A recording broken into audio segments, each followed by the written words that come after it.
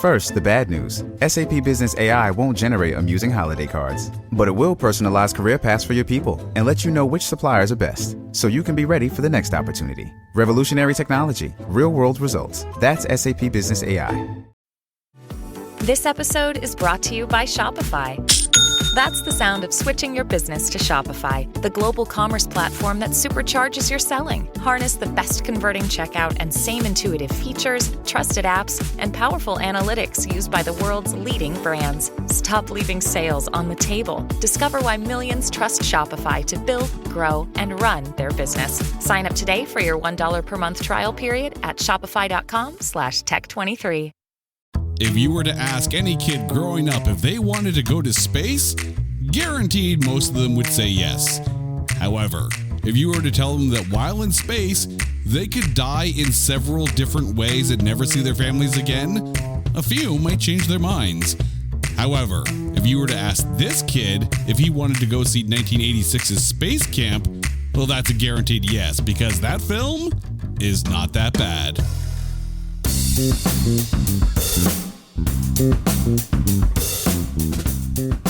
Welcome one and all to It's Not That Bad, the podcast that looks for A grades and B movies. Now, I'm going to admit that occasionally when a movie pops up, I get a little excited because the movie is actually a part of my childhood. It's one of those movies that I watched endlessly when it was on either pay TV or when it was out in the theaters or whatever the case may be. If I binged that movie, guaranteed I'm going to defend it like there's no tomorrow. Today is one of those cases because we're about to talk about 1986's SpaceCamp. And here to join me on the show this week, fellow Pantheon podcaster, host of the Comes a Time podcast, stand-up comedian, and host of his brand new special, Mike Finoia is joining the show for the first time. Mike, welcome to the show. Now, before we get into this, before we jump into SpaceCamp, I want to give you the space a little bit here because, as I mentioned, you have a brand new comedy special coming out direct to YouTube. Please take a second, let us know all about it. Sure, thank you. Don't Let Me Down is my upcoming stand-up special, my debut special. I've put out an album before, but this is my first full foray into the video and, putting it out on YouTube and streaming it and all that. So I'm extremely excited. I recorded it at Fairfield Theater Company in Fairfield, Connecticut. It's a little black box theater, great room. I did kind of a DIY. I sort of did it all myself with a little help from my friends. So I'm pretty happy with the way that it came out. And it's going to be going live on YouTube November 9th. For anybody who hears this before November 9th, if they're dying to watch it and they can't wait, my label, 800 Pound Gorilla, has it on their website on a pay what you want model to kind of support the artists, And that's 800pgm.com. But for everyone else that can wait, MikeFinoia.com for all details, and the YouTube channel is just youtube.com/Mike Finoia, Finoia. So it's exciting. And you're currently on tour right now doing some comedy dance around the U.S. How has that tour been going? It's been a blast. It's a hybrid of headlining dates, support acts in I work with the Impractical Jokers, the TV show, and I open for them on the road. I do tour dates with them, which is a thrill, doing these like big theaters, and it's really wild. And then I go out with a buddy of mine, a couple friends of mine, Big J Okerson, Dave Attell, you do a special, and it's kind of a weird thing. With comedy, it's kind of the opposite of music where, you make an album and then you tour the album as a musician, right? Comedy, it's like you record an hour and then you're done with that hour, Like once you release it, you have to start over. So I'm kind of at that starting over point. And I go to my friends and say, hey, can I go out on the road with you and bomb for the next 6 months and work out new material? And they're like, sure, that'll be fun. So I'm out doing those dates as well. So it's really fun, and it's good to be back out on the road, especially after, being locked down for a couple of years. It feels good to be, back out. And whenever I'm not out on the road, I'm doing shows in New York City a lot. So constantly hitting the stage, working out new stuff. So. Well, I can safely say from someone who had to sit at home and wait for bars to open up so his band could actually go back out and start playing again, I completely empathize. Completely. Now, we're about to talk about a film that has nothing to do with stand-up comedy. We're talking about 1986's SpaceCamp. What is it about this film that made you want to cover it? Oh, dude. Well, I mean, it's a classic. I mean, when we got in touch and you told me basically what the parameters were for, should we give a little bit of inside baseball here, where we were gonna talk about another movie, but I think you had already done it, Monster Squad. Mm-hmm. And then we talked about a potential Harry and the Hendersons chat, but then I said, what about SpaceCamp? And you went, oh my God, absolutely, we have to do SpaceCamp. Now, the reason why I love this movie so much is because, and I don't know how it happened when I was a kid, but, for those listeners who maybe didn't grow up with a VCR in their life, our parents and grandparents and whoever else were responsible for us would tape movies off of TV, and there would be like 3 or 4 movies on one VHS tape. So basically, you would pop in a VHS tape and it would be Short Circuit, Pee-wee's Big Adventure, and Planes, Trains, and Automobiles, or whatever. And then there would be another tape that had Goonies, Gremlins, and, Bill and Ted's Excellent Adventure. So I had a tape that had Harry and the Hendersons and SpaceCamp on it, and then a bunch of skateboarding stuff. So I used to watch that nonstop. Literally, it was just, you'd go through cycles where you just watch these movies over and over and over again. And the fact that it would have a rating is almost sacrilege to me, because it's like, what, how do they, like, it meant so much to me. Like, I loved this movie, and I weirdly identified kind of a little bit with like all of the characters, but it was fun to be able to, go back and watch it again as an adult. And frankly, I think that was kind of like the selfish reason I wanted to talk about this movie with you, because I've been dying to go back and watch it over again. And it was a real treat to do that. So kind of holds up in a weird way, I have to be honest. I think in all honesty, a lot of it actually fares better now that it's separated from the time that it was released. And we're going to get into that a little bit. Before we do, though, it is time to take this gem of an 80s film, SpaceCamp, and trailerize it. We knew that robots were secretly out to destroy us. Now witness the proof of their malevolence, as one sentient machine causes a life or death incident, ensuring the fate of 5 kids and their counselor by sending them into space in a shuttle not prepared for flight. With little oxygen, little training, and no food, they will have to fight for survival in SpaceCamp. Somehow a family film that will cause anyone to reevaluate their kids' summer plans.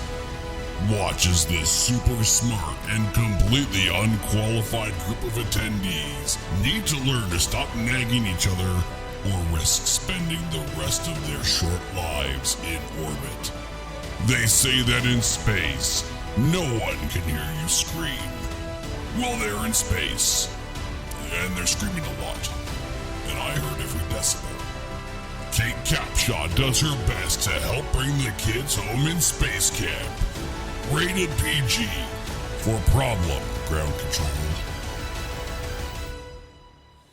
There's a bit to unpack out of all that one here, and we kind of made it sound like a horror film, but it is actually a lot of fun. But let's get into who is in this here. The movie stars Kate Capshaw, Leah Thompson, the late Kelly Preston, Larry B. Scott, Tate Donovan, Tom Skerritt, and is actually the film debut of one Mr. Joaquin Phoenix, although he was credited as Leaf Phoenix in this. However, it should be noted that in this film, Kate Capshaw and Tom Skerritt are a couple. Their characters are a couple. Yep. There is a 20-year age difference between the two of them. She was 36 at the time, and he was 56 when this film was released. And yet they play husband and wife. So go, Tom Skerritt. I'm all for that. The movie was directed by Harry Winter, who has only directed one other theatrical release since this, and that was 1996's House Arrest. However, he has directed a lot of episodes for shows like Felicity and Alias and Veronica Mars and a ton of other shows. So he's still working, just hasn't put anything out into the theaters. At the Young Artist Awards, the movie was nominated for Exceptional Feature Film for Family Entertainment Drama, but lost to The Karate Kid Part 2. And I don't know about you, I would pick this over Karate Kid Part 2 any day. Yeah, totally. I mean, look, Karate Kid Part 2 was pretty good, but this is SpaceCamp. I don't know. I just feel like there's just too many incredible child actors in this, and I really enjoyed Mark Knopfler was a big part of the soundtrack. The Walk of Life was on this, and So Far Away was on this. Those two Dire Straits songs. There was a lot about this movie that I really liked. So, yeah, I would pick this out definitely over Karate Kid 2. But also consider, nominated that same year was Flight of the Navigator. So it was actually a really, really good year for family films. Also, on the 30th anniversary of the release of this film, so in 2016, the cast was actually inducted into the SpaceCamp Hall of Fame. So yes, it's a real thing. Wow. Yeah. And it was I didn't know that. It was actually the last ever film released by ABC Motion Pictures. When it was released on the June 6th, 1986 weekend, and man, I'm feeling old by saying that, but here we are. It debuted at number 6 with $2.9 million. The top movie that week was the 4th week of Top Gun, so yeah, I kind of get it. The highest grossing debut that weekend at number 2 was Raw Deal, which brought in almost $5.5 million. Also debuting that weekend was Invaders from Mars, which brought in $2 million for number 7, and the My Little Pony the movie, which only brought in $416,000 in 421 theaters. That debuted at number 10. Now, it should be noted that this film suffered from a little bit of timeliness because it was released 6 months after the Challenger explosion. Now, that being said, it had already finished, it was already filmed by the time that happened, but they still released it 6 months afterwards. So you can understand why people might have been a little hesitant to go see it. And that did affect the overall box office. The film had a budget of $18 million, but only brought in a worldwide gross of $9.6 million. And talk about travesty, it's the reason why we're here, because of the critic score. Over at Metacritic, this film has a Metascore of 40, and over on Rotten Tomatoes, the audience score is only 50%, and the tomatometer is 46. So before we get into the breakdown here, Mike, I'm going to ask you, if you had to put a percentage rating on this film, before we break this down, what would you give it? 74. I can see that seems like a decent, honest, like, the movie doesn't have its, it has some faults, but I don't think it has too many faults. But I think 74 is a fair guesstimate here. But let's get into the breakdown of this here. And we're going to start with Kate Capshaw, who played Andy. How was she for you in this? I mean, look, she's got something to prove, right? You could tell that there's a little chip on the shoulder. She was supposed to already have gone to space. The movie actually begins with her in a field staring up at the stars, remember? And she's like, looking for a rocket and she knows as a child that she should be up there. But some things go wrong, and she doesn't get to achieve the thing that she's supposed to. And, this by accident kind of event, is her chance, I guess. And I like her. I like her, kind of, I don't want to say arrogance, but a little bit of passive aggressiveness towards the female student, Catherine, that has promise for sure. I just like that dichotomy a little bit. I think that's a fun little. I didn't pick up on that as a kid at all, but watching it again, I liked it. I was frustrated for her a little bit. There were moments of anxiety when I was a kid watching it. When she was trying to recover some emergency rescue oxygen, and it didn't happen for her as easily as it should have. I felt bad for her. And I also kind of wondered why her husband, Zach, was so chill at times when she was kind of like potentially not going to make it back, I felt like I would have been freaking out a little bit, but maybe he's just playing that cool NASA, calm, cool collective, like we've been here before kind of guy. Kind of in mission mode at that point. You know what I mean? Mm-hmm. I do agree that Kate Capshaw, I love the chemistry between her and Leah Thompson. I think that was a smart casting pairing there.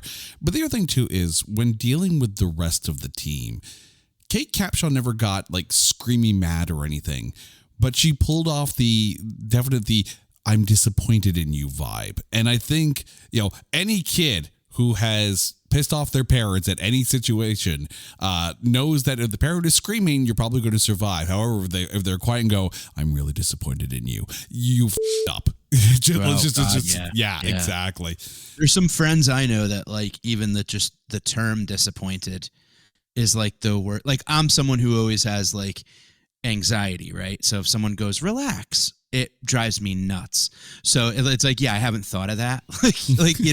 So it's funny when, some people, you hear like, oh, you disappointed me. And it's like, oh, that like really rubs them the wrong way. So I hear what you mean. It's like that disappointment thing. Even when she was doing that simulator, remember, I forget what it was called, but Leah Thompson was doing like the rolls, like to prepare for if a landing is going out of whack, like how to take the zero gravity kind of rolls in that machine, and she couldn't get it. And she had that moment of like, yeah, you disappointed me a little bit. So yeah, I thought she was really good. I thought she was a great actress. Good pairing for the role for sure. Oh yeah. The only thing worse than being disappointed is when you hear every single part of your name, middle name included. Oh God, yeah. In the very even tone where it's just like, just go to your room and don't come out for about a week. But you're in big trouble. But I love the fact that she didn't get everything right, and that this, catastrophe that they find themselves in is very much the redemption arc for her as well. At the same time as she's trying to keep everyone alive, and right. in a movie that, you think about a movie like The Goonies, right? Or even the Monster Squad. And the adventure is supposed to center around the kids and not necessarily the adult in the room. Yet right. Kate Capshaw is the adult in the room, and yet she fits in well with the rest of the group and doesn't take away from, like, neither. It's a good balance between the kids learning to get through this, and Kate Capshaw using this as a moment to finally reach that pinnacle of what she was trying to do, yet while still trying to keep everyone alive. Yeah, that's a great point. And you almost kind of wonder that opening scene of her as a child, you kind of get that, like, and then she still works in that field. Like she's never lost that sense of childhood wonder about space. So there's a little bit of kid still in her, and there's a little bit of fight. Like she doesn't ever, when I was a kid, she never had that. Like I never thought of her as like some like curmudgeon-y old lady. You know what I mean? It wasn't like the principal in Back to the Future. You know what I mean? Like she was an authority figure, but she was more of like a cool older sister. more than anything else, you know? Like, she didn't have that, like, you know, like her husband did, who, you know.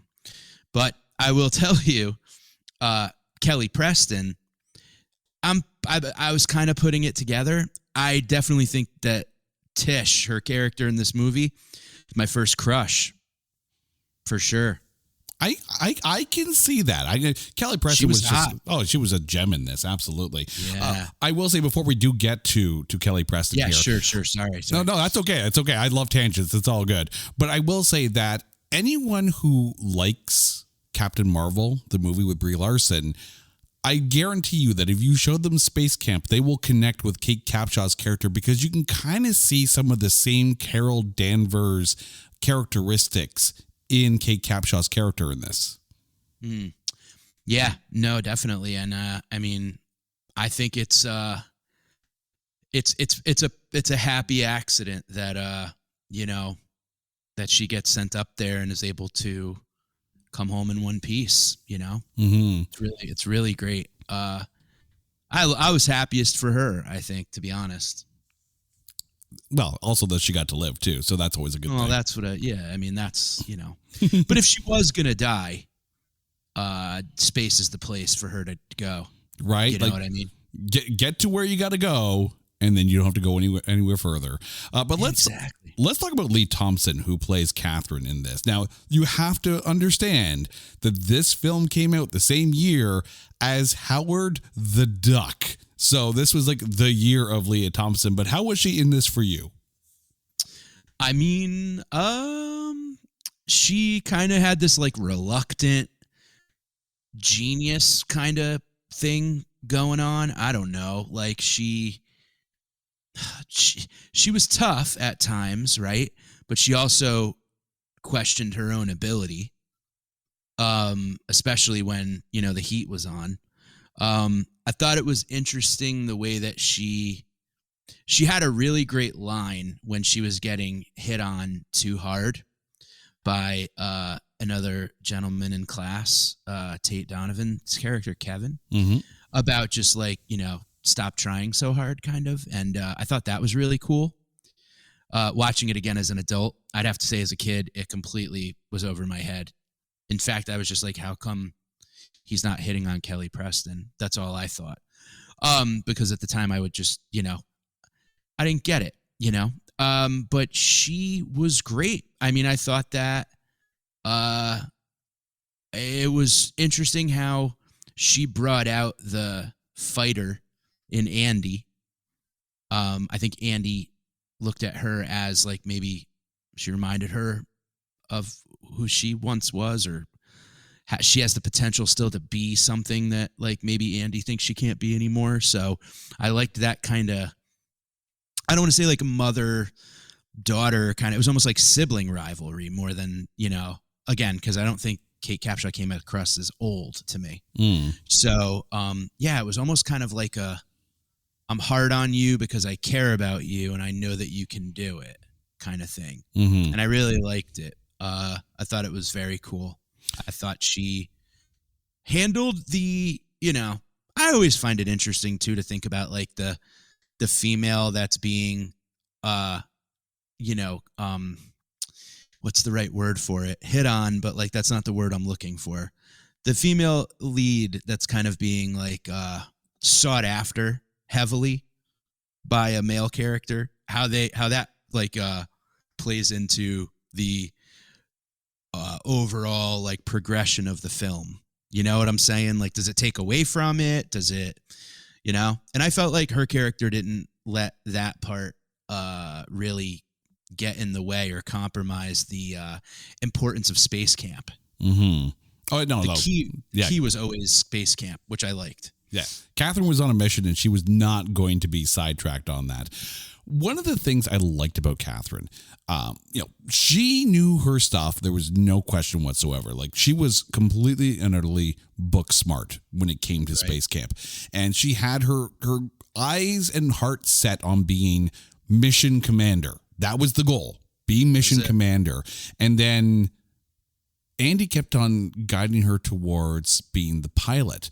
And there's something to be said about what your heart wants, but what your brain should be telling you what you're actually good at. And the fact that Leah Thompson was able to get them back into orbit as the pilot, that all of a sudden, that was the calling. That was the calling moment. And, you know, the idea of being in command, while nice, not prepared for it.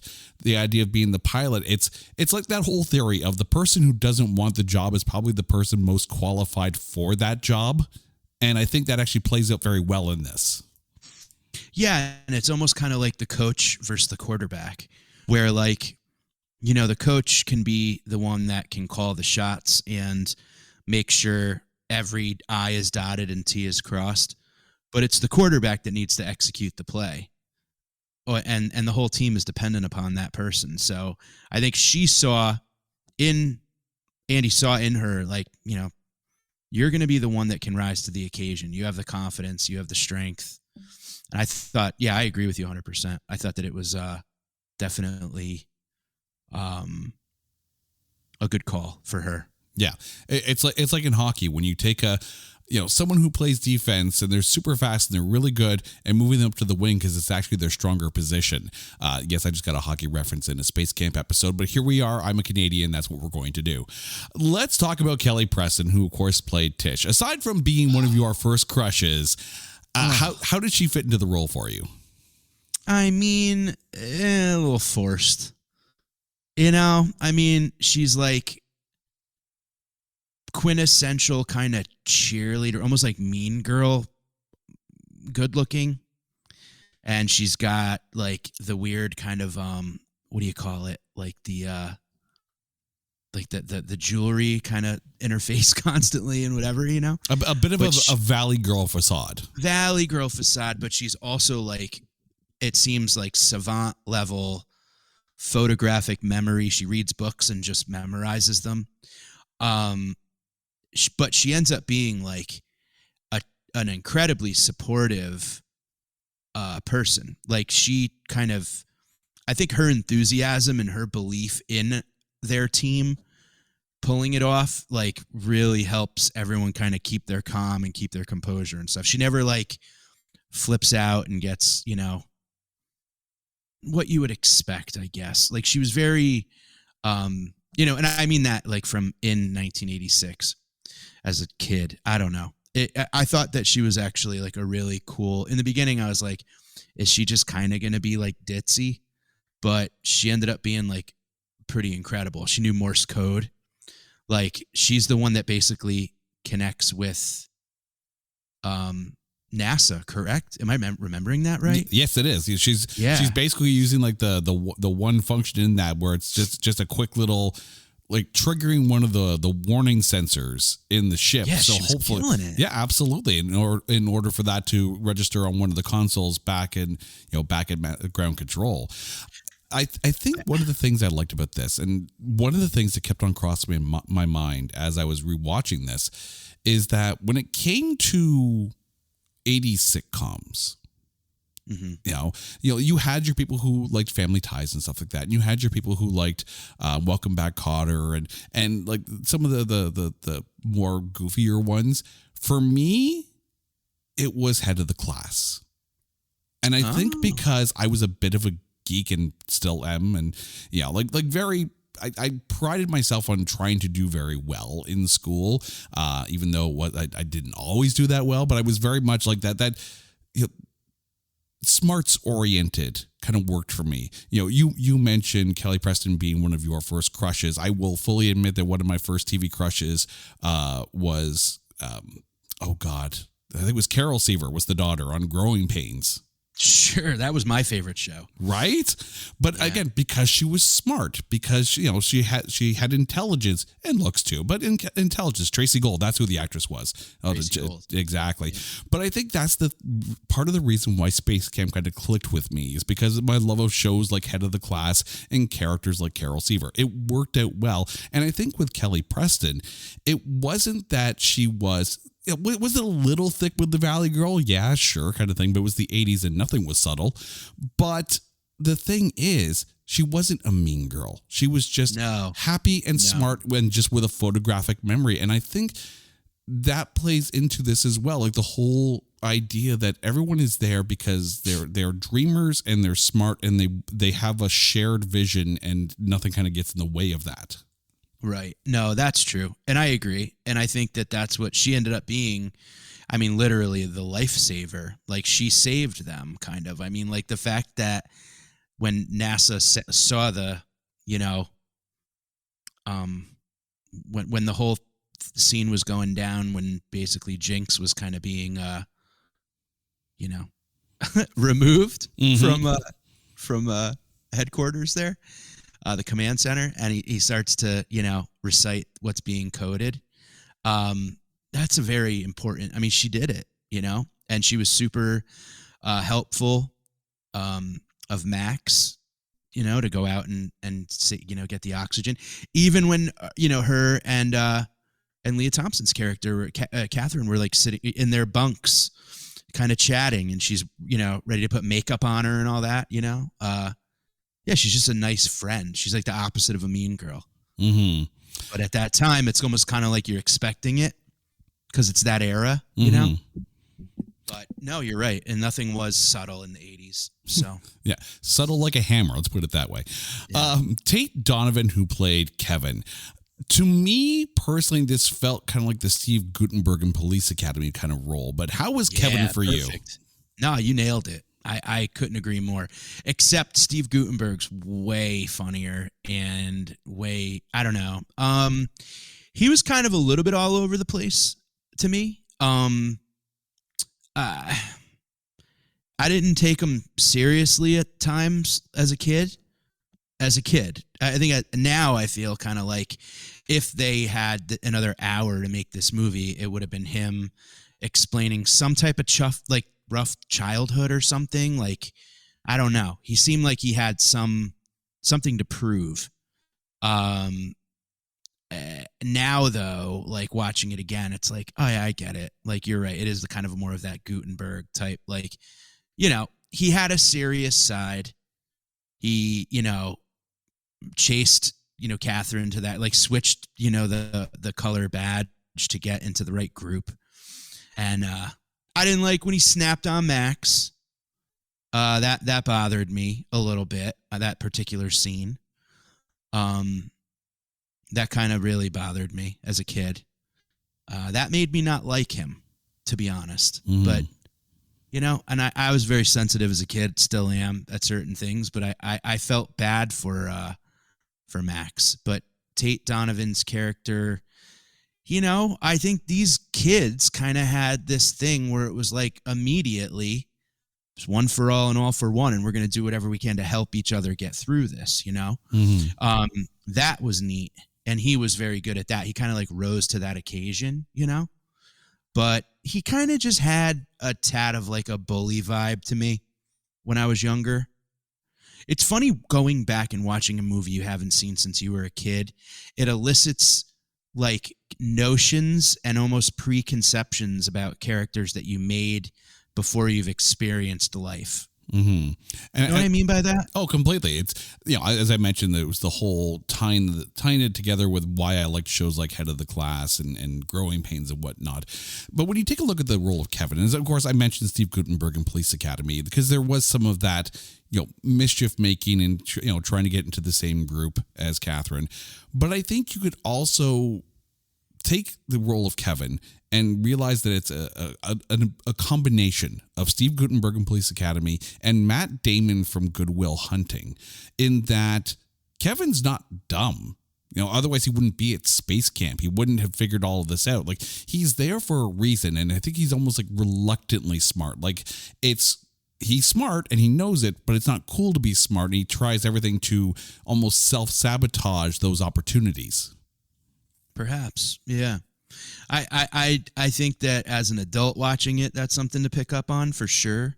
As a kid, I was kind of just like, that dude seems like he would bully. He'd hold your head like in a bucket of water after football practice or something like that, you know?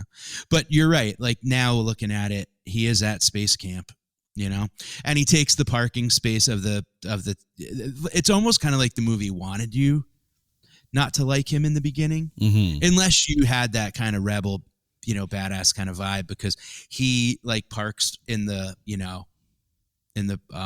what's his name's parking lot, Tom Skerritt's parking lot, parking space, and that whole thing. He's got the Jeep, the music's blaring, like whatever. It just almost kind of is like, who is this dude? But yeah, I mean, he definitely is smart because he's there and he cares a lot, for sure. And I think it's another one of those things where, like, once it rose to the occasion and things had to happen, they stepped up. So I'm glad you mentioned that scene, because I forgot how good a song "Confidence Man" by Eric Clapton was. I mean, kind of a perfect one for that movie, right? Oh, again, in hindsight, the song is perfect for it. Yeah. Larry B. Scott, who played Rudy in this one here, not exactly the biggest role as far as the group goes, but how was Rudy for you? I remember this is a similar emotion I had as a kid, and I had it again as an adult, that I felt extreme empathy for him when they were in orbit and he's talking out of nervousness. He's just talking, and it's not about anything, but that's his nervous tick, is that he talks. But they're like, yo, we're running out of oxygen, man. Like, you got to stop. That moment in the movie, I think, was an incredibly powerful moment, because it was like this thing of like your mental health versus your physical health. Like, it makes him comfortable to talk through these excruciatingly anxiety-provoking circumstances, but you can't talk because you're going to run out of air and die, And I remember having like a feeling of like empathetic panic for him then, and it happened again when I watched it over for this. So that moment to me was always a very like kind of important moment in the movie. So that fact that it happened to him makes me kind of really love his character. But I will agree, other than that, he kind of seemed just like a sidekick, like he's not really doing much else. He's just kind of hanging out with Tate Donovan at certain points, and I get the feeling, I think I sent you my notes by accident here when you're talking about Rudy, because literally reading the first sentence I have written down here, he's okay, but I think he best exemplifies the fear of the moment. So clearly we're on the same page when we're watching this film. But I think the other thing too is that when he's trying to explain how to plug the oxygen into the ship, this is a moment not just for him, but for Andy and for Catherine as well, right? Right. Catherine is trying to insist that she knows exactly what she's talking about, but in this case she doesn't. And it's another moment for Catherine to realize that she's not necessarily mission commander material, but she's still a damn good pilot. Let the specialist do what the specialist does, and give Rudy that moment of confidence. Yeah, that's a good point. Yeah, it's again, and not to, I feel like I'm repeating myself, but it is this thing of like everybody kind of put their own, their self aside, their ego aside at all times in this movie to help take care of their, their cohorts. And that's definitely the time he did it. Now we get to talk about a very young Joaquin Phoenix who played Max. Leaf. Exactly. Leaf at the time, but then, changed his name back to Joaquin. How was he for you, though? The best. I loved him. I mean, any kid that becomes friends with a robot over people is my man, Like he's in love with Jinx, the robot that takes everything literally. And he had some really great lines like, why don't you evaporate, laser brain? I mean, like, what an 80s insult. Laser brain. Yeah. His desire to leave Earth. I mean, it's pretty great. There was something about like, he's the underdog, right? And his buddy Max wants to make sure that he gets what he really wants because they're friends forever. And I thought he was really cool. I as a kid, I loved him, and watching it again, I was like, just from a write, because I write for TV, so it's kind of like oh yeah, like I get it. You know, like it was just like, oh yeah, yep, I see how this, I see how this happened. But yeah, no, he was killer. Yeah. I think the thing with Max for me is that, and you have to remember, this is 1986, so we're 3 years after Jedi, right? And there's a string of wonderful sci-fi films and, young kid adventure kind of things that are out there. I was that Star Wars kid. I'm still that Star Wars kid, but I was that Star Wars kid. I was that kid who just dreamed of all things science fiction. I watched the Tom Baker era of Doctor Who. If it was sci-fi, I was taking it in. Like there was no question about it.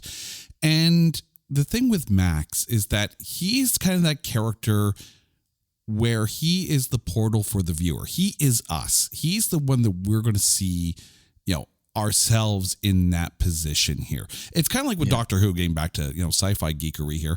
The companion is us. We're the ones who want to go on the adventure with the Doctor, right? So for this, Max almost embodies the viewer and that want to go into space. And I love that it's just a wide-eyed, not naivete, but a wide-eyed eagerness and just a singular purpose to chase that dream. Yeah, I agree. And the fact that he's been back, like it almost seemed to me, I don't know about you, but did it feel like he maybe lived at SpaceCamp? Oh, like it almost seemed to me like last session when everybody's parents came to pick him up, like no one picked him up. So he just lived there and somehow he just found food and he seemed to have no family. Maybe that was just, as a kid, I used to it was the fun part of watching movies was to fill in the gaps that the movie left for me. So I always like to build these kind of backstories for these characters, and for him, it seemed like maybe he was someone who, a little brother left behind, maybe kind of collateral damage of some sort. And he just wanted so bad to why would a kid that young want to leave Earth so badly? I feel like he was leaving a lot of pain. But what's interesting is the second that he gets up there, he's the first one that goes, I want to go home. Oh yeah, it's very interesting. It's the reality of the moment because exactly. When you're, and I think that's the part of the reason why they had him constantly quoting Star Wars, right? You have that image in your head of what space exploration is going to be like. You have this idealism of the adventure and the excitement. You want to be, in the Millennium Falcon, going from planet to planet and adventure to adventure. You want to be on the bridge of the Starship Enterprise if you're a Star Trek fan. You want to be up there fighting Cylons if you were a fan of Battlestar Galactica. I get it. But once you're in the reality of the moment and it stops becoming this fantastical image of what it could be and you're faced with what it really is, that's when it's like, no, I want to go back to dreaming again. And that's a very real response, I think. Oh, of course. And in fact, that might be the saving grace moment for me with Tate Donovan's character is when Max is scared to go out and get the oxygen. And, Kevin's going, Luke, use the Force, Luke. And it's just like that. You're right. That nod to, obviously what's going to make Max strong, right? And we all did that as kids. And I think you're right where he's that vehicle for all of us. We all got to go out and get that oxygen, that metaphorical oxygen someday. We all have to save the adult that screwed up. Mm-hmm. There's a lot of depth in this movie. And that was something that and maybe that wasn't even on purpose. No, they'll tell you it was on purpose, even if it wasn't. That's just the rule of it, right? But that's the rule of being a writer. I'm glad you brought up that whole thing with Kevin too, hitting Max on his level, because there was also that moment where Max is like, I gotta go to the bathroom, right? And he has no idea how to use the Mr. Thirsty, right? So yeah, but Kevin's there almost in that big brother moment. So I think it's fascinating that you mentioned that the moment that Kevin loses it on Max is the moment you disliked Kevin, but then there's the moments where Kevin is helping Max through the scariest time of his life, Max is also Kevin's redemption in this. Yeah. Yep. Very true. No, you're right. And, I think that it's, I'm not the perfect viewer. I'll admit that. You know what I mean? Like, I go on rides where I will hate a character one time, and the next time I watch it, I love that character. So, I mean, I kind of think that all these characters kind of make up one character, and there are portions of our personality that, like, sometimes you're the annoying little brother. Sometimes you're the annoyed older brother. And maybe when it like resonates with you at that time, it makes you feel a certain way about you, and you then kind of project that onto the character, I liked the way that Kevin was able to kind of big brother him at the right times, like by, helping him with the bathroom and use the force. But then I didn't like him when he was, being a bully to him in the locker room. But it's all, it's no one's perfect. And I think, and that's what's kind of, I like when movies have characters that are flawed. Mm-hmm. Well, especially when you realize that some people are losing it in the moment of danger and some people are rising to the challenge. And Kevin definitely rose to the challenge in this. Tom Skerritt, who played Zach, of course, Kate Capshaw's husband in this, not exactly the biggest role because, of course, the adventure was focused on, the group that's up in space. But how was Tom Skerritt for you? I don't know. Forgettable, to be honest. I don't really. He just kind of seemed a little unfazed, I guess, or I don't know. Like, of all the characters, like, he just seemed kind of like one-dimensional to me. Mm-hmm. I don't really have a lot to remember about him, even, really. He seemed extremely forgettable. I think the thing for me is that, when they're first on the screen together, Tom Skerritt and Kate Capshaw, it feels almost like a mentor moment when they're walking away from the jet, and sure, not necessarily like or even more like a father-daughter kind of relationship. And yes, I recognize there's a 20-year age difference, so that is quite possible. But then there's that moment where he's like, my wife is up there. I'm like, whoa. You two are married? Like, what? Yeah, a little weird. It was. And that's the thing. Like, at no point until that moment did Tom Skerritt and Kate Capshaw feel like they were married. And it's like, it almost felt like an unnecessary tie. You could have had Tom Skerritt be the person who was running the entrance exams and whatnot for Kate Capshaw and believed in Andy so much that he wanted to keep her into the fold. They didn't need to be married. You didn't need that connection. Yeah, no, I didn't really. He just kind of seemed to me to be someone who was sort of like blasé about everything until he realized that they were running out of oxygen and that they couldn't, I don't know. It just seemed a little bit, the relationship thing seemed weird. I didn't get it as a kid that they were married or not. Like, it was just he's an authority figure, and she was kind of like bummed about doing SpaceCamp again. Remember? And he was the one that was kind of like, no, yeah, this is it. This is what we're doing. Like, you're doing this. Like, she reluctantly was teaching SpaceCamp that year. That happens in the parking lot. They have a chat. Yeah. So it's just this kind of thing where he almost seemed a little bit like, I don't know, not a bummer, but like bossy and sterile, and I don't know, not a fun character. Yeah. You could have rewritten the backstory in that they were father-daughter, and he had gone up to space, and his daughter wanted to follow in her father's footsteps. Yeah, exactly. And it wouldn't have changed a damn thing except for one line of dialogue in it, and that's about it. Yeah, really. I wasn't all that like, and that's almost one of those things, where maybe they did. And again, now it's just so funny looking at it now, where it's like writer's room brain. Now I'm just kind of like, maybe they just threw that in at the 11th hour. It's just like, maybe it would add a little au jus to the story if he's like, my wife's up there.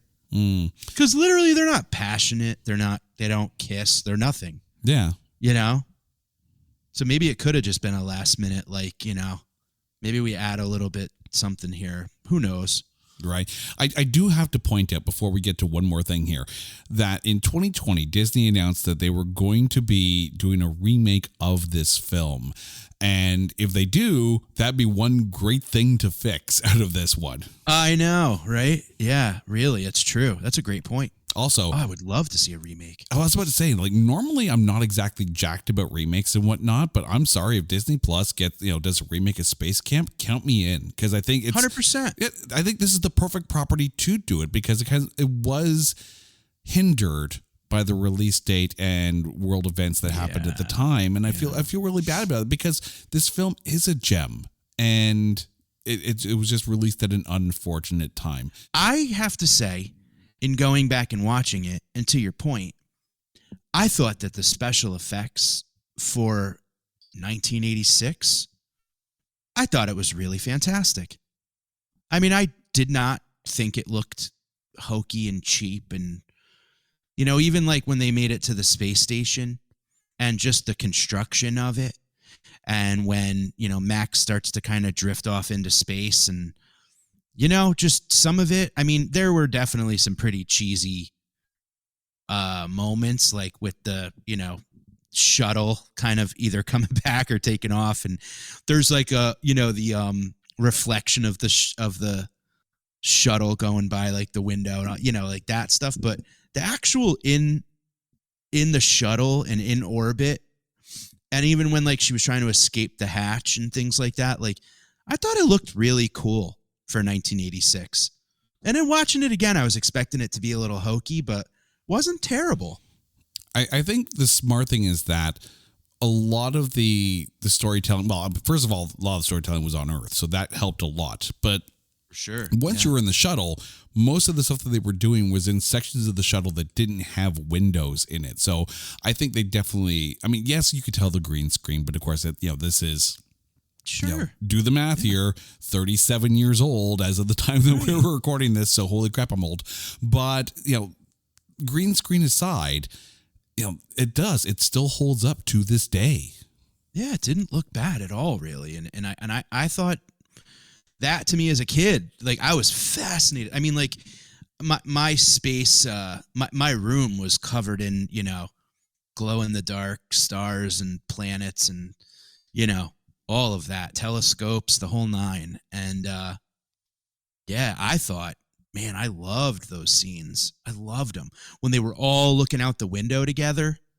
Like it was just like it felt real, and I was happy with that for sure. And I think a lot of that credit can be given to the actors for really hitting on the wonder of the moment. Like, despite the scariness of the reality of it, there's that moment where all of a sudden you're weightless and you're looking out at space and you're looking out at Earth from space, and just being able to properly embody and convey that moment of wonder despite everything that's going on. Yep, that's a great point. But now we get to talk about the one and only, the mastermind behind all of this, Jinx the robot, as voiced by Frank Welker, the voice of Megatron. How was Jinx for you? Friends forever. I loved him. Friend, yo, Max. It was confusing as a kid to, again, now I think about it from when this movie, when the writers first sat down and when they went, all right, so here's the pitch. Right? Like it's SpaceCamp. This kid wants to go to space. How does he get there? He's friends with a literal robot. Like the robot has a tragic flaw, and it's that he takes everything literal. I mean, I just picture 1986, like people going like, oh my God, yes. It cracks me up now. I thought that Max loved, I think that Jinx, like somehow a robot felt love for a human. He loved Max. They were best friends. They were friends forever. And it's just the fact that robot could pull off such an amazing task. Like, it was really cool. And the fact that he knew Morse code was just, he was the movie, man. I mean, there's no movie without Without Jinx, yeah. Without Jinx, you know, and I felt like Jinx was everything you could want him to be and more. I mean, it was kind of an 80s trope in trying to shoehorn in a robot even when the robot didn't need to be there. Like, obviously, you've got Short Circuit and Johnny Five. You know, like that's like one of the greatest robots of cinema, Johnny Five. But then you also had movies like Rocky IV that had the robot that was in there. Oh, God, I know. Right? You had Clash of the Titans with like the little metal robotic owl that was flying around. Yeah, batteries not included. Oh God, right? And then like even TV shows, like the Battle of the Planets cartoon where they had a shoehorn in Seven Zark 7, or you had the Fantastic Four and they had Herbie Small the Wonder. robot. Yeah, Small Wonder, the TV show. By the way, the voice of Herbie in the 1978 Fantastic Four cartoon was also Frank Welker. So he's used to this. Wow. That's a typecast, huh? Right? No, you know what? He was someone who, I mean, I felt like Jinx was this, like, I don't know, that's why I liked Max so much, was because to me, Jinx literally could have been a dog. You know what I mean? Like, it was like a sad boy's best friend kind of thing. And it's just like, he was just a robotic dog that somehow knew how to launch a shuttle, you know? He was just this, like, he was in that weird, like, storage bin, like that utility closet. And when all the kids were picking on him, remember that part? Like when he was getting bullied, and poor Jinx. I felt bad for him at that moment. But when the shuttle was taken off and he was just like, bye-bye, Max. Like, it was just this weird, like, watching it now, it's like, ay. But back then it was like, damn, that's one cool robot. Oh, I'm sure there was a way to take this film and some of the Max scenes and just change the tonality of it by putting up some like horror soundtrack in it. It's like, bye, Max. Like, oh God, he's killed them all. Yeah, he's like, friends forever. This like, is Skynet. This is the original Skynet. but and it is funny though too. Isn't he basically, you know, R2D2? I think more like K9 from Doctor Who, like from the Tom Baker era.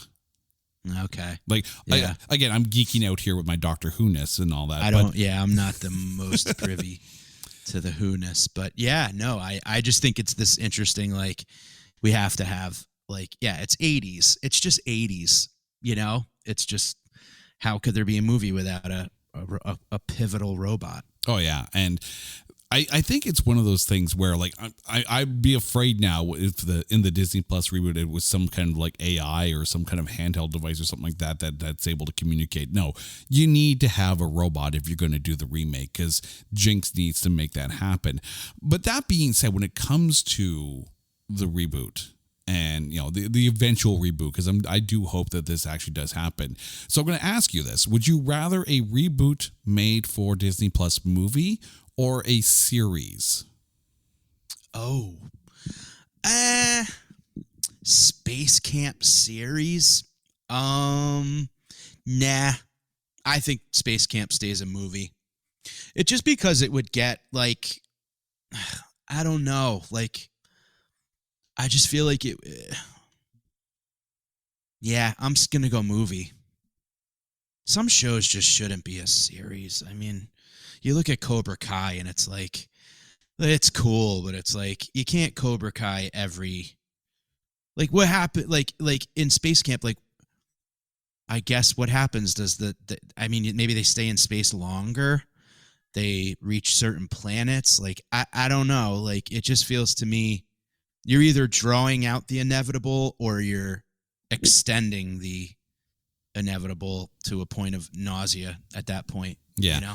I mean, I could see it maybe as like a 3-part limited series, but that's about it. I don't think you want to go too much longer, but I think, you know, if you had a 3-parter, you could at least flush out a character like Rudy and try to give him a bit more, if you will. But I think you're right. I think in this case, it's self-contained as a movie. And I think for once I'm going to agree that no, don't make it a series. Just keep it as a movie and we'll be fine keep here. it as a movie. Absolutely. Okay, so Mike, we've come to that point of this show here. Who is your MVP of 1986's SpaceCamp?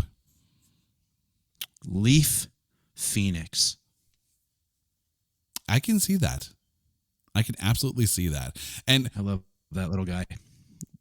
And what a debut. Like, really, what a debut. Like, just, I mean, for real. He was just, he's the underdog. He's the bullied little brother. He lives at SpaceCamp. The guy needs a home. Somebody bring him home. You know? Like, what's his deal? That's the backstory I want to know. How come he's so emotional and so adult at such a young age? Like, when he was like, I just gotta get to space. Like, I have to get to space. Like, what's he running from? You know? Even as a kid, I'm like, this kid's been through it, you know? And he's just got such like a depth of character, and he's kind of, to me, steals the show, you know? I like a little guy that sort of you know, all the big kids and the you know, adults and whatever, like, they're all kind of, he's just omnipresent, you know, throughout the whole thing. Mm-hmm. And the nice thing is, not annoying. Like, there are some kid roles that were out there, especially in the 80s. There were some kid roles that were annoying AF, and that's nothing against the actors at the time. I'm very, very adamant that it's never the actor in the moment. It's the director or the script. But I think in this case, yeah. Max was bang on. He was eager, not naive. He was ambitious and I'm not going to say visionary, but he had big dreams. You know, dreams bigger than he was, and it worked. He was the audience. Unfortunately, he's not my MVP. Who's your MVP? For me, it's Kate Capshaw. I thought so. Yeah, there were times in this where she could have become the authority figure or become too harsh on Catherine, and basically dumping all her failures on her, but she didn't. She kept it in check, and she wasn't bossy. She was almost very motherly to the group, despite initially not wanting to be there, and I think that helped the group dynamic overall. Mm-hmm. I'm with you on that. I appreciate that, and I think she got her wish in the end, right? Oh yeah, like, she made it to space. The moment when they're up there, and yeah, once the danger of the moment passes, like, okay, we survived, we're alive, it's all good, and we're here, and it's almost like you can feel that moment of like panic being replaced by awe and wonder, and it's that initial moment once they realize that they're safe for the time being, it's a wonderful moment, and just reaffirm my love of all things space. Mike, thank you so much for giving me an opportunity to go back and re-watch this film. Now, before we go, I want you to let everyone know again about your tour, your special coming out, and where our listeners can find you on the interwebs. First of all, thanks a bunch. I had a blast. Let's do it again. There's a lot of 80s movies that need some love. My special, Don't Let Me Down, is going to be on my YouTube channel November 9th. It's youtube.com/Mike Finoia, MikeFinoia. On the socials, it's at Mike Finoia on all things. My website is MikeFinoia.com, and there you can find, merch, tour dates, things to that effect. The podcasts, I have two. One's called Dented Cans, where I talk to other comedians just about our journey through comedy. And you can find that on my YouTube channel and where you listen to podcasts. And my podcast, Comes a Time, I co-host with the great Oteil Burbridge, who is the bass player from the Allman Brothers and Dead and Company. And we have unbelievably stellar guests that come on and talk about everything from extraterrestrials to mental health to music and sports and psychedelics and all things in between. And we're a brethren podcast on the Pantheon Network. So you can find us at Comes a Time Pod on all things. Mike, thank you so much for this. And there is a microphone waiting for you whenever you want to come back on. And yes, we do have to do that Harry and the Hendersons episode. And to you, absolutely. Right now, there's people sitting there going, come on, make with it. Let's hear about the Harry and the Hendersons here. Soon enough. Exactly. But dear listeners, you guys know the drill. If there is a movie out there that you think is unfairly maligned or is just so bad that there is no way in space that we can find anything good to say about it, hit us up on social media at NotThatBadCast or go to our website at notthatbadcast.com. And while you're there, make sure you check out our Coming Soon page and all of our other shows, including Keep Watch Pass and There Can Only Be One. Until next time, Mike, thank you so much. Listeners, you guys are awesome. This is It's Not That Bad. Take care.